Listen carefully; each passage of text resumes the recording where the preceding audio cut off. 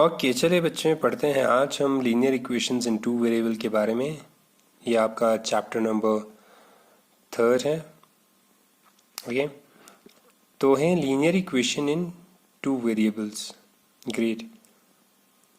तो देखिए क्या है लीनियर इक्वेशंस इन टू वेरिएबल।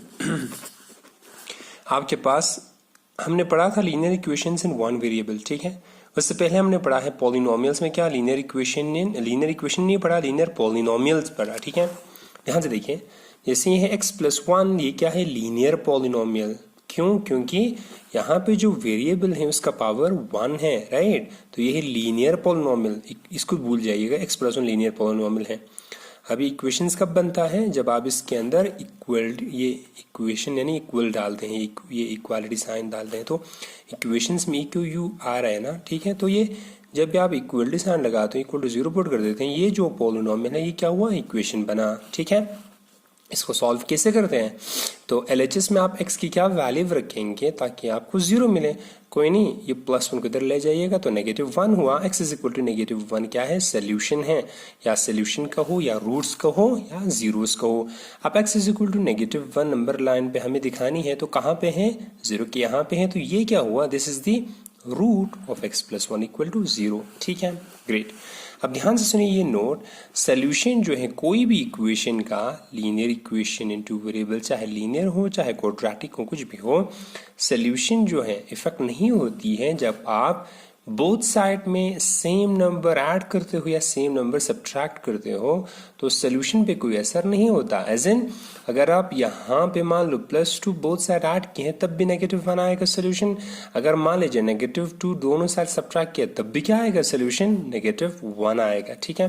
तो ये समझ लीजिएगा। जैसे मान लो मेरे पास नॉर्मल इक्वेशन ये था, अब मैं क्या करता हूँ, मैं 1 2 जो है बोथ साइड में ऐड करता हूँ। क्लियर है? 2 जो है मैंने बोथ साइड ऐड किया, तो ये क्या हुआ? 2 + 1 3 हुआ, 0 + 2 2 हुआ, x इज इक्वल टू 2 - 3, तो x is equal to -1 again answer आया। तो सेम चीज ऐड करो सब्ट्रैक्ट करो बोथ साइड इक्वेशन, सोल्यूशन पे कोई असर नहीं होती है। दूसरा क्या है? सेकंड पॉइंट, चाहे आप यहाँ पे बोथ साइड पे सेम नंबर से मल्टीप्लाई करो, बोथ साइड या सेम नंबर से डिवाइड करो, इक्वेशन सोल्यूशन पे कोई असर नहीं होगा, लेकिन वो सेम नंबर नॉन जीरो होनी चाहिए। नॉन जीरो मतलब 0 के अलावा होनी चाहिए, ठीक है। तो ये इक्वेशन है, इक्वेशन में आप ये चीजें कर सकते हैं। ग्रीम। अब आप देखिए, हम पढ़ते हैं अब लीनियर इक्वेशंस इन टू वेरिएबल, ठीक है। एग्जांपल देखिए, सपोज कोई भी दो क्रिकेटर हैं, ठीक है, दोनों ने रन बनाया 20, हमें नहीं मालूम किसने कितना बनाया। सपोज x+y 20 रन बनाया, ठीक है। अब आपको यहां से अंदाजा लगानी है, आप ये कर सकते हो ना, हो सकता है x ने 20 बनाया हो, y ने कितना बनाया हो? 0, ठीक है। इसके बदले दोनों के बदले नहीं, ठीक है, दोनों ने कितना बनाया, मिला के कितना बनाया? 20 बनाया। तो यहाँ पे देखिए ध्यान से, तो यहाँ पे हुआ x ने हो सकता है 20 बनाया हो, y 0, या हो सकता है x ने 0 बनाया हो, y ने 20 बनाया हो। क्लियर है? तो ये इन जैसे टाइप इक्वेशंस को हम कहते हैं linear equation in two variable. याद रखिए, इसको मैं क्या करता हूँ, x+y 20 को इधर ले आओ तो -20 = 0। आप जब आप कोई भी इक्वेशन को ax + by + c = 0 के फॉर्म में लिख देते हैं, where a, b and c are real numbers और x, y वेरिएबल हैं, x का भी पावर 1 है, y का भी पावर 1 है, ये लीनियर है। लीनियर मतलब पावर 1 होती है, डिग्री 1 है दोनों का, ठीक है। तो जब कोई भी इक्वेशन x + by + c = 0 की फॉर्म में आप लिख देते हैं, उन इक्वेशंस को हम कहते हैं linear equation in two variable. a, b, c are real numbers and condition क्या होनी चाहिए? a का जो x का जो कोएफिशिएंट है उसका स्क्वायर प्लस y का जो कोएफिशिएंट है उसका स्क्वायर नॉट इक्वल टू 0 होनी चाहिए। ग्रेट। ध्यान से देखिए, अब हमारे पास सपोज एग्जांपल x - y/5 - 10 = 0। आपको इसको ax + by + c = 0 के फॉर्म में लिखना है। तो क्या करेंगे? कुछ नहीं, 5 1 5x -5 - y - 5 10 50 = 0। हम क्या कर रहे हैं? वैसे एलसीएम ले रहा है, राइट, ठीक है। y के डिनोमिनेटर में 5 है, x के डिनोमिनेटर में 1 है, 10 के डिनोमिनेटर में 1 है, तो क्या करेंगे 5 चूंकि एलसीएम आया 5x minus y minus 5 10 50 equal to 0। अब ये क्रॉस होती है 5 0 0, डिनोमिनेटर में 5 रहा है, इसको 0 से मल्टीप्लाई करो खत्म हो जाएगा। तो 5x minus y minus 50 equal to 0। ये किस फॉर्म में बना, ये बना ax plus by plus c के फॉर्म में। यहाँ पे a क्या है, a है 5, b यहाँ पे -1 है एंड c यहाँ पे -50 है। तो जब जब कोई भी इक्वेशन को आप इस फॉर्म में डालते हैं उसको हम क्या कहते हैं, linear equation in two variable. Okay, suppose ये है 2x plus y equal to 0। ये दिख क्या रहा है, ध्यान से देखिए, ये क्या है आप सोचिएगा, तो ये क्या है sir, linear equation in one variable, क्योंकि एक ही वेरिएबल है यहाँ पे।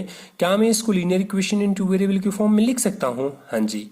तो कैसे लिखेंगे, 3x यहाँ पे है, उसके बाद y होनी चाहिए, चूंकि y नहीं है, y का जो कोएफिशिएंट है उसको 0 कर दो, 0 इंटू y 0 हो जाती है, तो +2 इक्वल टू 0। ये क्यों किया, क्योंकि हमने इसको फॉर्म में लिखना था ax plus by plus c equal to 0 के फॉर्म में। ठीक है, जो वेरिएबल एब्सेंट है उसका कोएफिशिएंट 0 कर दो, इस फॉर्म में निकल जाएगा। ठीक है, ठीक है।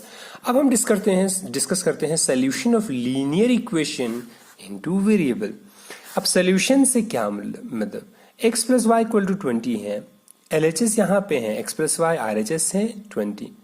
सॉल्यूशन से क्या मुराद है, ध्यान से देखें, LHS में आप x y क्या रखोगे सच दैट ये x प्लस वाई वो दोनों नंबर ऐड होके आंसर क्या आनी चाहिए 20। उन टपल्स को, उन x y को हम कहते हैं सॉल्यूशन। जैसे x इक्वल टू 0 रखो तो y क्या हो जाएगा 20, तो 0,20 एक सॉल्यूशन है। x 20 रखो y क्या हो जाएगा 0, तो 20,0 भी एक सॉल्यूशन है। समझ आया? इसी तरह आप रख सकते हैं x को क्या सर, x को 18 रखो, y को 2 रखो, या x को 2 रखो, y को 18 रखो। इसी तरह बहुत सारा सॉल्यूशन आते हैं। तो यहाँ पे ये लाइन इंपॉर्टेंट है क्या, a linear equation in two variable has infinite solution, बहुत सारे सॉल्यूशन रहती हैं। ठीक है, आगे हम देखेंगे इसका ग्राफिकल मतलब क्या है, आपको एकदम से समझ आ जाएगा इनफाइनाइट कैसे रहती है। अब कुछ हम एक्सरसाइज 4.2 के बारे में डिस्कस करते हैं। 4.2 आपका होमवर्क है, 4.2 आप देख लीजिएगा, बहुत इजी है, कुछ नहीं करना। जैसे यहाँ पे हमने यही किया, ये पार्ट ऑफ द 4.1 है। ठीक है, x plus B Y plus C की फॉर्म लिखनी है। Excuse me. इसी तरह जैसे एग्जाम्पल 4.2 एक्सरसाइज 4.2 है, क्वेश्चन है पहला, which one of the following options are true, as इनमें से कौन ऑप्शन ट्रू है।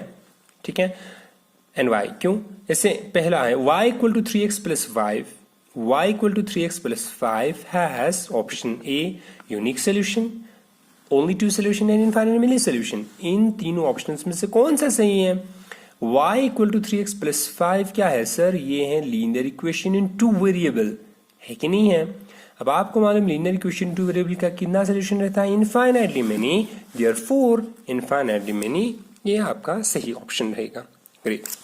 आप क्वेश्चन 2 देखिए, write 4 solution of each of the following. 2x plus y equal to 7, हमने तो कह दिया कि linear equation in two variable का इनफाइनाइट मेनी सोल्यूशन रहता है। आप पूछें किसी से या कोई आपसे पूछें, बताइए 2x plus y equal to 7 का अगर इनफाइनाइट ही रहता है तो 4 सोल्यूशन बताइए, या 5 या 6 या 2। तो कैसे करेंगे, ध्यान से देखिए, मैं क्या करता हूँ, y इज इक्वल टू, ये 2x को इधर शिफ्ट करूंगा तो y equal to 7 minus 2x हो जाएगा। क्लियर है? ओके, वन वेरिएबल को दूसरे वेरिएबल के फॉर्म में लिख दिया।